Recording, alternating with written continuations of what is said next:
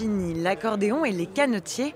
En 2025, la Guinguette, c'est désormais un coin de nature où se développe cuisine sur le pouce et art du bricolage. Il y a 5 ans, c'est celle-ci qui a ouvert le bal. Nous, on n'a rien inventé. Quand on est arrivé à 5 ans, on a repris une entreprise qui était une guinguette. On l'a juste développée. Voilà. Celle du Mans, donc celle-là, qui était nettement plus petite, il n'y avait pas la même influence qu'aujourd'hui. Il fallait juste un peu de renouveau. En fait. Je pense qu'on a pu l'apporter avec mon frère. Voilà. À l'origine de ce lieu, 2 frères.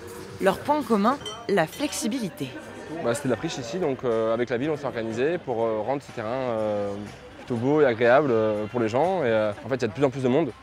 Donc nous, du coup, à chaque fois, on s'organise. On est de plus en plus aussi derrière. Redorer l'image de la Guinguette était jusque-là un réel défi. Depuis, d'autres Sartois se sont lancés dans l'aventure. Ici, à la Bazoge, on mise sur une formule plus rurale. On n'est plus dans les guinguettes des années de nos grands-parents où les gens veulent danser, voilà. Là, on est vraiment dans des guinguettes 2025 où c'est vraiment des endroits de détente. Moment de quiétude familiale ou amicale, le concept séduit. Au deuxième niveau, on aura tout ce qui est pouf, un peu plus décontracté, pour les petits groupes avec des tables basses, ambiance déjà un petit peu plus lounge.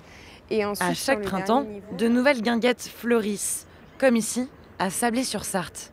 L'emplacement se situe juste à côté d'une rue piétonne, donc commercialement en difficulté en ce moment. Donc l'idée, c'est de redynamiser en fait cet aspect commerce grâce à ces guinguettes qui génèrent un flux et qui nous a permis aussi, l'année dernière, on a vu ramener des Saboliens qui fréquentaient moins le centre-ville.